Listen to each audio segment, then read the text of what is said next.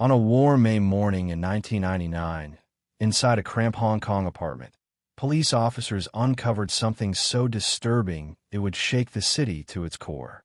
At first glance, it looked almost innocent.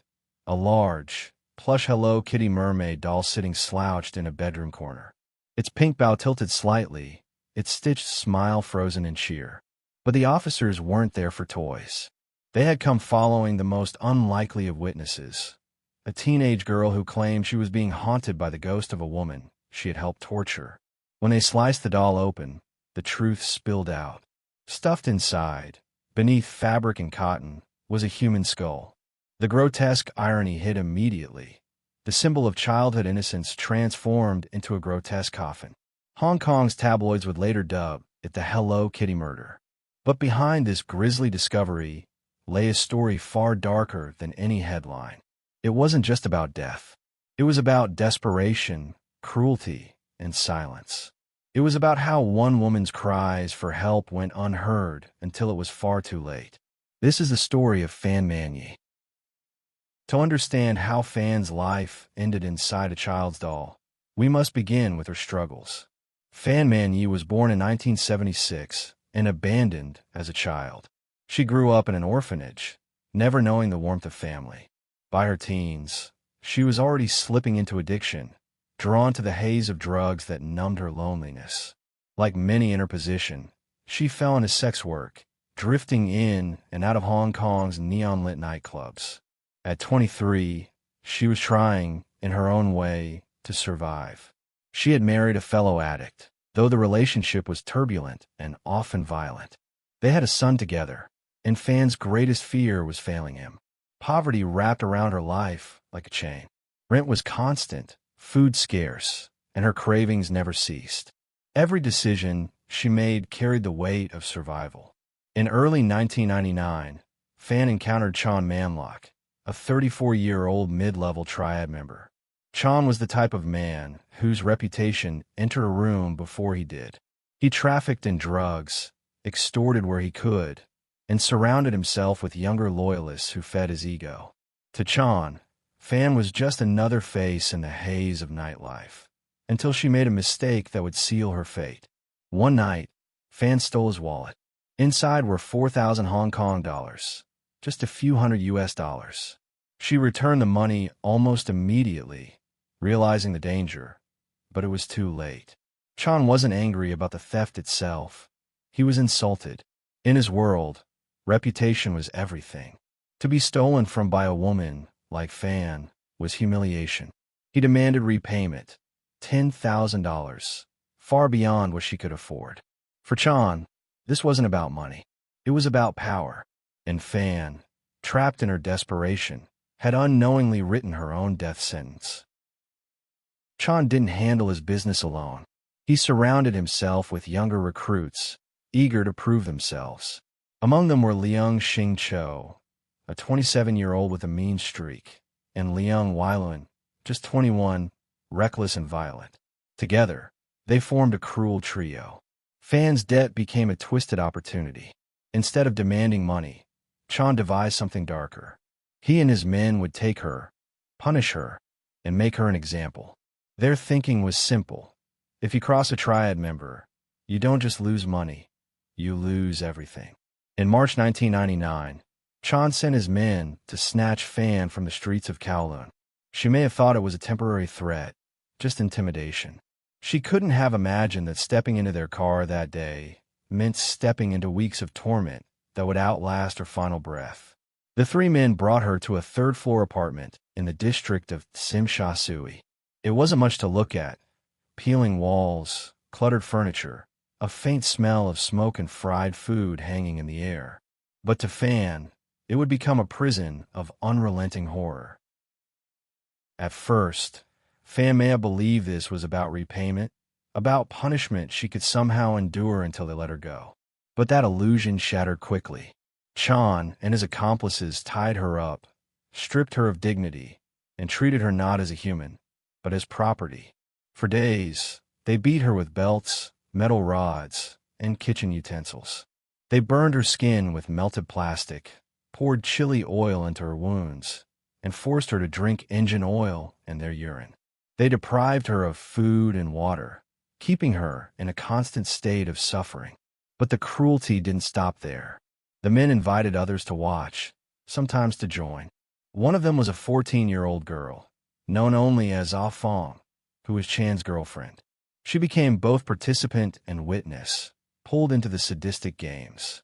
Neighbors would later report hearing strange noises, screams, crashes, muffled cries, but no one intervened. In a city so dense, silence was a survival tactic. People minded their own business, even as a young woman was being slowly destroyed just beyond thin apartment walls.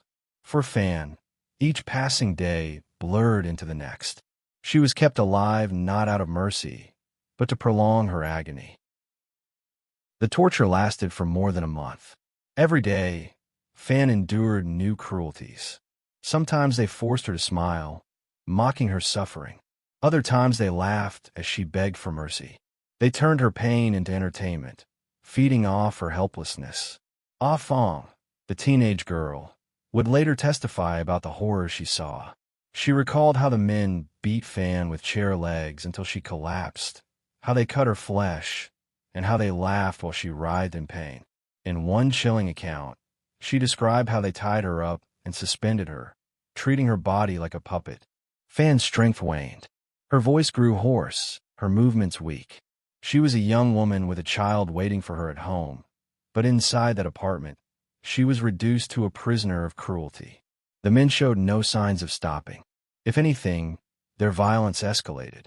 For them, this wasn't punishment anymore. It was power, control, and sadism. By April 1999, Fan was barely clinging to life. Her body bore the marks of unspeakable torment, and soon, her suffering would reach its final chapter. One morning, Fan could no longer move. Her body was failing. Malnourished, broken, and dehydrated, she collapsed on the floor. The men ignored her at first, assuming she was pretending. But as hours passed, it became clear Fan was gone. The exact cause of her death was never determined. Some believed it was the cumulative result of her injuries. Others thought it was starvation or infection. Regardless, her final moments were spent in unimaginable pain, alone in a room full of people who saw her as less than human. For most, death would bring an end to suffering. But for Fan, even in death, the cruelty continued. Chan and his men now faced a problem. A dead body was evidence, a liability. Instead of fear or regret, they turned once again to brutality. They dismembered her remains, boiling parts of her body to prevent the smell from drawing attention. They stuffed what was left into household objects, pots, plastic bags, and, most chillingly, a large Hello Kitty doll. The men laughed about it. To them, the doll was a joke, a sick symbol of their dominance. To the world, it would become a lasting emblem of horror. Weeks later, the secret of the doll came to light, not because of police work, but because of guilt. Ah Fong, the 14-year-old girl, began to unravel. She claimed she was being haunted by Fan's ghost, tormented by visions of the woman she had seen tortured and killed. The nightmares became unbearable. Finally, she went to the police. At first, her story seemed unbelievable. A haunted doll? Torture at the hands of triad members? But detectives followed her to the Tsim Sha Sui apartment. What they found inside silenced any doubts. There, in the corner of the bedroom, sat the Hello Kitty mermaid doll. When they cut it open, Fan's skull stared back at them.